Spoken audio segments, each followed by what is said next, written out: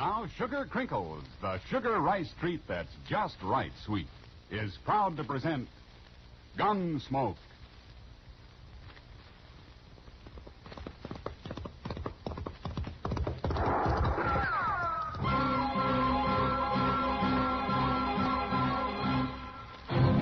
Around Dodge City and in the territory on West, there's just one way to handle the killers and spoilers, and that's with a U.S. Marshal and the smell of gun smoke.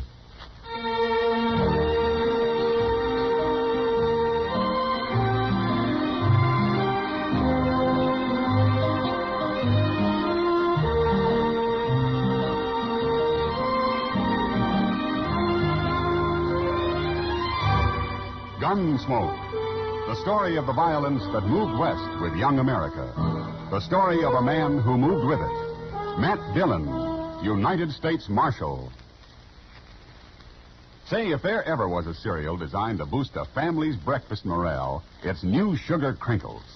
Why, that sugar rice treat that's just right sweet makes breakfast more fun than a circus. Come breakfast time, just pour on milk, and you've got a breakfast main dish as you like it. Those golden nuggets of sugar-coated rice we call Sugar Crinkles are really special. Not too sweet, the way some sugar-coated cereals seem to be, and not like others that don't seem sweet enough.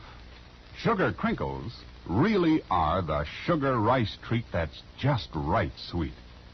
And whether you eat them from the bowl for breakfast, from the pack as a snack, or both ways, you'll love Sugar Crinkles. Try them soon. And now, Gunsmoke, starring William Conrad.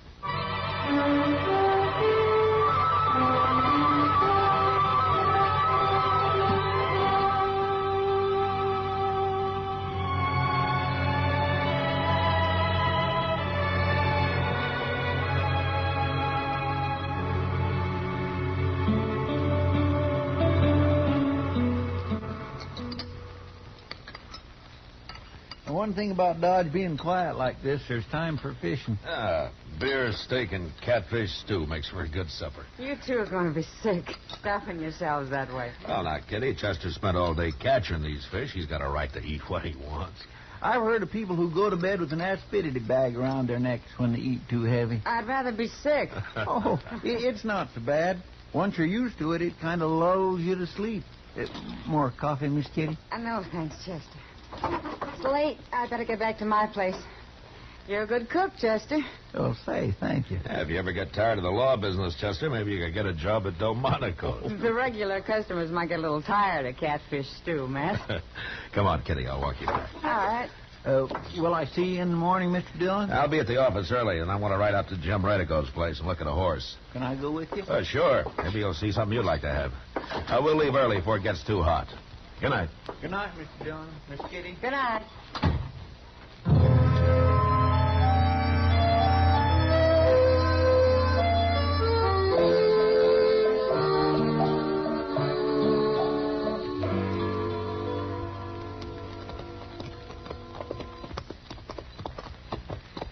Redico's place is going to look kind of nice.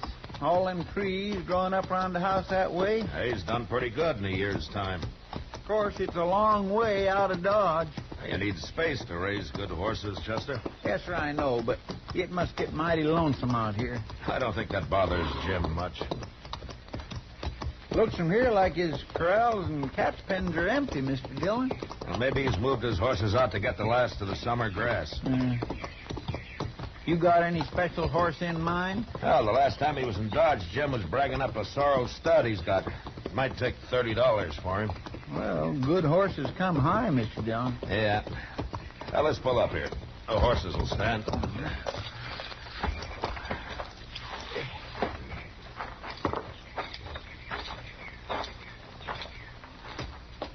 Quiet like, isn't it? Jim? Jim Redico. Maybe he's not here. Well, he can't have gone far. He didn't even push the door shut. I guess he won't mind if we go in and boil up a pot of coffee. There's a pot already on the stove. Looks like he was just about to fry up some side meat. Pot's full. Jim must have spent the night away from here. The stove's cold, Chester. Well, maybe he ate early this morning. Now, this stove hasn't been lit for longer than that. A man doesn't leave side meat lying uncooked in a skillet. It sure don't figure, Mr. Dillon. No. I ain't armed, mister. Don't shoot. What? Don't shoot me. But nobody's going to shoot you, old man. Well, come on in. I seen you ride up. I was hiding out back. Well, who are you?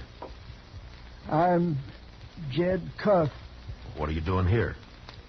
I worked for young Jim Redigo, but not anymore. What are you talking about? They come riding up and they killed Jim. 2 nights ago it was.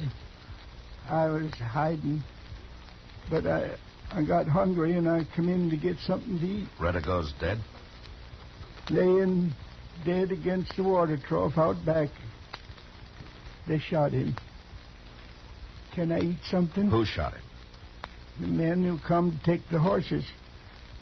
They killed Jim and then they run his horses off. Jim tried to fight them, but it was 2 of them against the 1 of him. Well, I thought you were here. I run away. I was scared. Cold coffee is better on the empty stomach. He's plumb out of his head, Mr. Dillon. Yeah. Old man. Jed Cuff, that's me. Well, show us where Jim is, huh? I ain't a brave man, mister. I run away from all them guns. That's okay, Jed. You'll just take us to Jim. Out back. That's where he's laying. I'll show you. But before he died, mister, Jim killed one of them horse thieves dead. He's laying out here, too. You think this old man's telling the truth, Mr. Dillon? Well, as straight as he can remember it, Chester. It's just that he's old and not very bright anyway. There he is. There's Jim. There's the other fellow laying right where Jim shot him out of his saddle. Jim was a fine boy. But I was scared, and I run out the back way and hid where they couldn't see me. Jed, did you know these 2 men?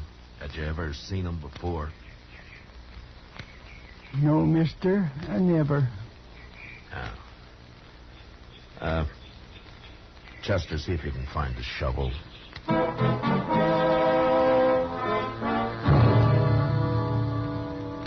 It took less than an hour to bury Jim Redigo and the other men. When we were through, Jed put a sort of marker on each grave, and we went into the house. Chester and I found some food in the cupboard, and we fed the old man. Then we started him for Dodge. Happy enough, astride an old donkey we found grazing free behind the house. Jim Redigo. Maybe he's not here. He can't have gone far, following the 2-day-old sign of the stolen horses.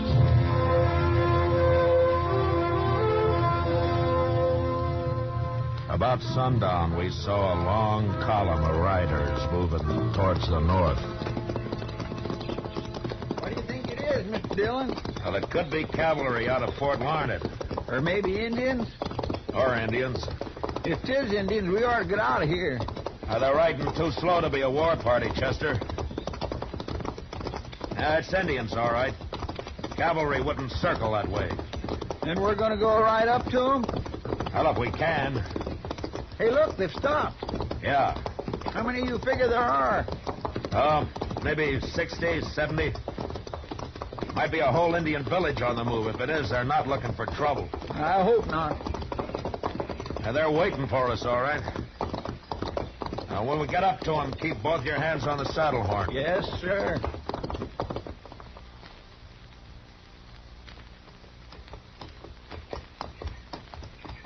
All right. Heads up. Yes, sir.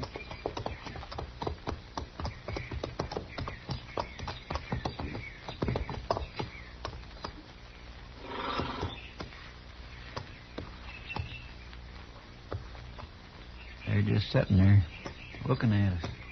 They'll talk when they're ready.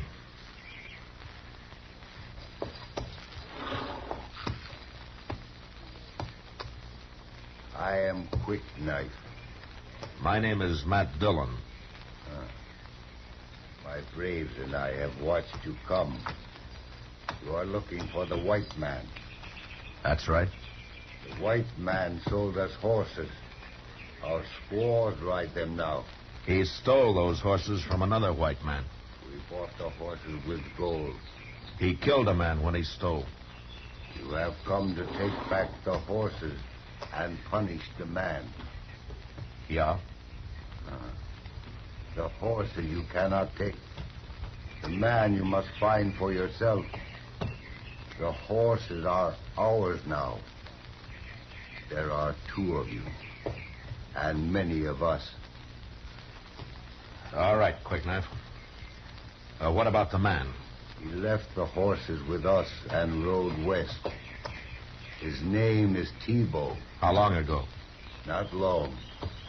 He knows someone is following him, and he is afraid. His trail will not be hard to follow. Thank you, Quick Knife. Chester.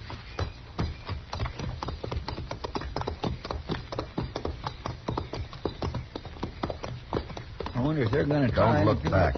Well...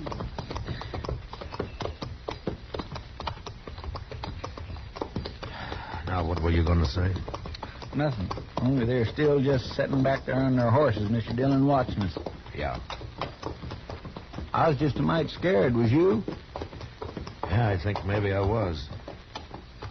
Well... Are we going to track Tebow now, Mr. Dillon? Yeah. We'll track him, Chester. And we'll find him.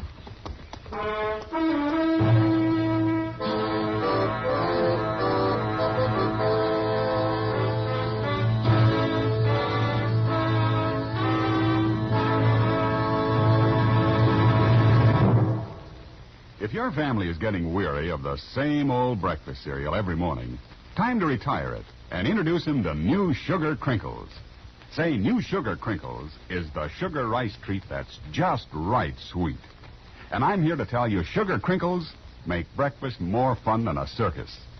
Golden crisp nuggets of sugar-coated rice, and every nugget in your breakfast bowl just right sweet. Forget your experience with sugar-coated cereals that seem too sweet, and with others that don't seem sweet enough. Treat yourself and your favorite family to New Sugar Crinkles at breakfast time and snack time, too.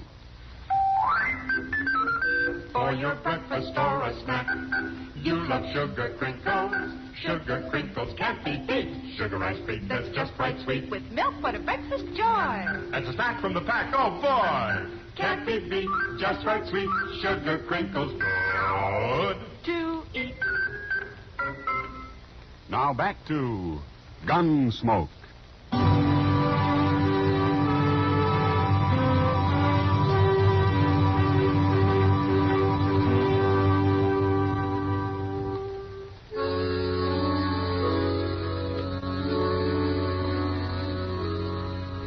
Soon after we left the Indians, night came, and we couldn't track Tebow any farther.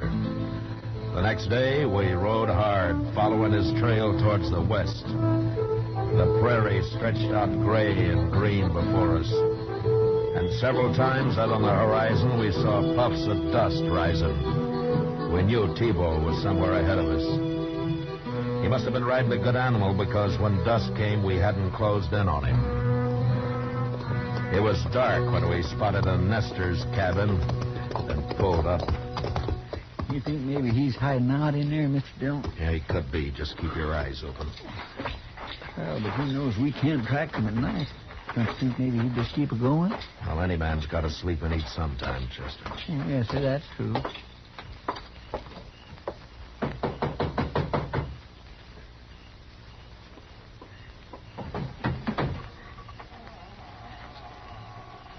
What do you want?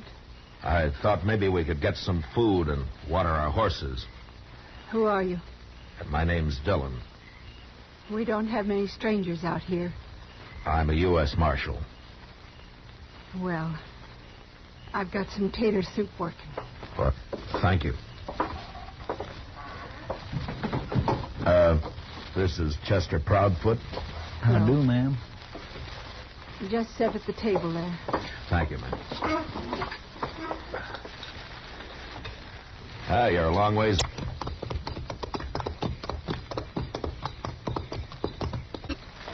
You're a widow woman? No, it's just the boy that died. Maybe that's why my man and I stopped here. He built this place. Here you are. Thank you.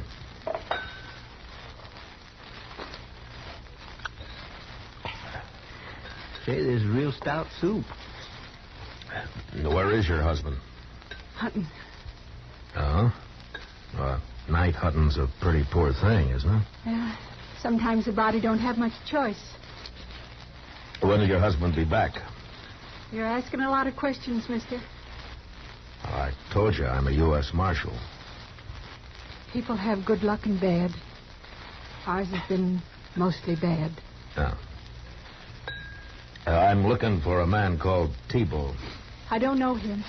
Well, yours is the only place we've seen. He came this way. My man's name is Kirch. Abe Kirch. We don't know anybody called Thibault. Well, thank you, Miss Kirch. We'll water our horses and get moving. Get moved. Thank you, ma'am. Was mighty tasty soup. You're riding on now, ain't you? Yes, that's right. You can water your horses right out there in front. Good night. Good night.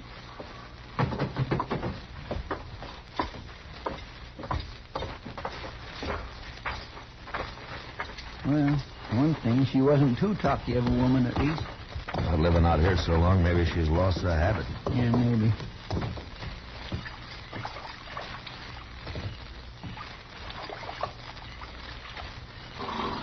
This cussed buckskin can drink more water than a Texas mule. Yeah, they've had enough. Yeah. All right, let's ride. Oh.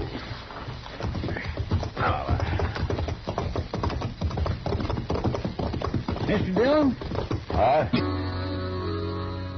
Soon after we left the Indians, night came, and we couldn't track Thibault any farther. Chester.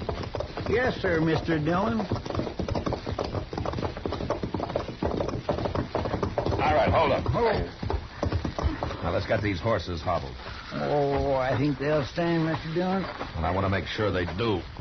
Yes, sir. Then we'll walk back to the Nestor's cabin. Walk back?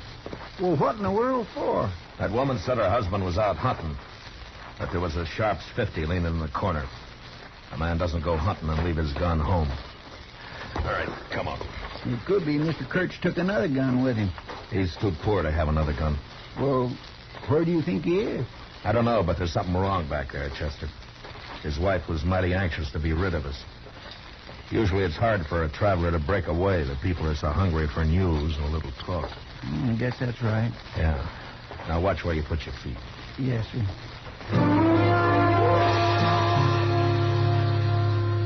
It only took a few minutes to make our way back to the Nestor's cabin, where a pale light showed through the chinking and under the door. Some 30 feet short of the cabin, we stopped. We could hear voices inside. I motioned to Chester, and we stretched out flat against the ground, and then inched our way closer. Now we could make out it was a man and woman talking. One voice was Miss Kirch. The other was either her husband or Thibault. Hurt him. He said that. He ain't hurt bad. There's blood on his face. I hit him to keep him from talking out. Just come around. I got rid of those two men like you told me. Is that him? Said you wouldn't hurt Abe if I did that. Wait a minute, Chester. I just hit him on the head. Now, shut up. We ain't never harmed nobody. I did what you said, and I... I told you to shut up. You open your mouth again, and I'll fix your husband good. Get your food out all on that table. Gotta have me something to take along. Chester, he's busy now packing up that food.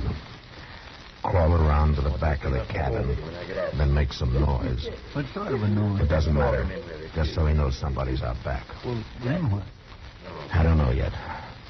I'll get going. That's fine. You take all that? What we gonna eat? So hungry. Those men here were the law, weren't they? One man said he was a marshal. They've been following you. You must have done something bad, real bad.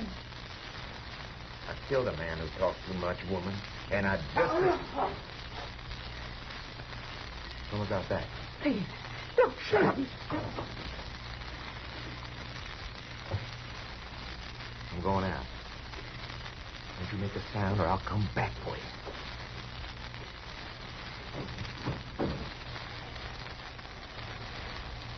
All right, T-Bow, drop it. What? I can see you, T-Bow. Drop your gun or I'll kill you. Well, now, hold on, mister.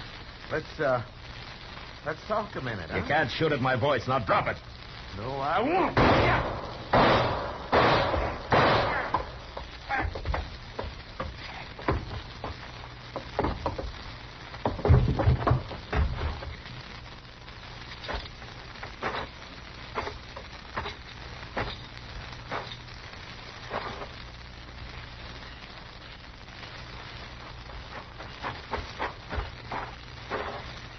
Everything all right, Mr. Dillon? Yeah, sure. Kind of too bad you had to kill him. But then they'd have hung him for a horse thief anyway.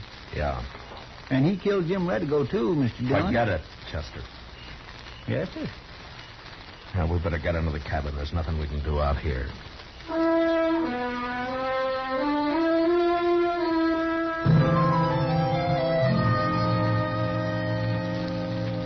We did what we could to make Kirch rest comfortable, and then sat up half the night talking to his wife about Dodge, the railroad.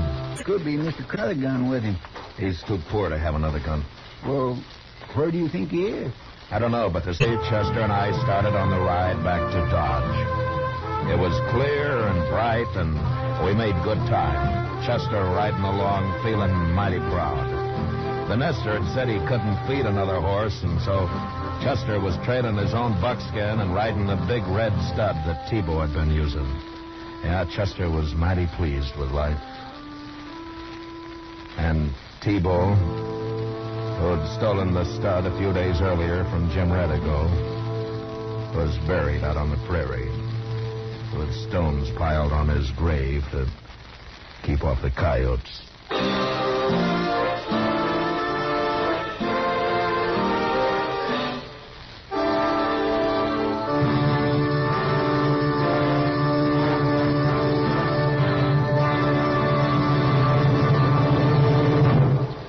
In just a moment, we'll tell you about next week's adventure on Gunsmoke.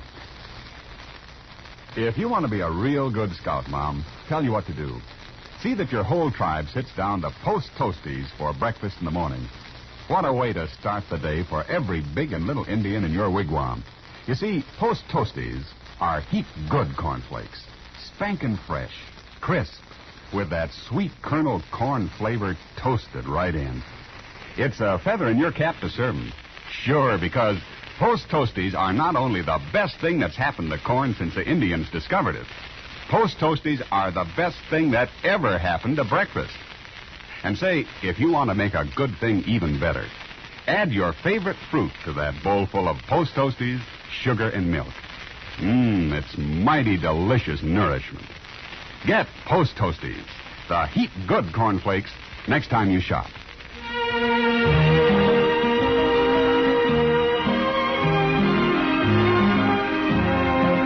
Gunsmoke, under the direction of Norman Macdonnell, stars William Conrad as Matt Dillon, U.S. Marshal. Tonight's story was specially written for Gunsmoke by Norman Macdonnell, with music composed and conducted by Rex Corey. Featured in the cast were Helen Cleve, Ralph Moody, James Nusser, and Paul Frees. Parley Bear is Chester, and Georgia Ellis is Kitty. Ken Peters speaking.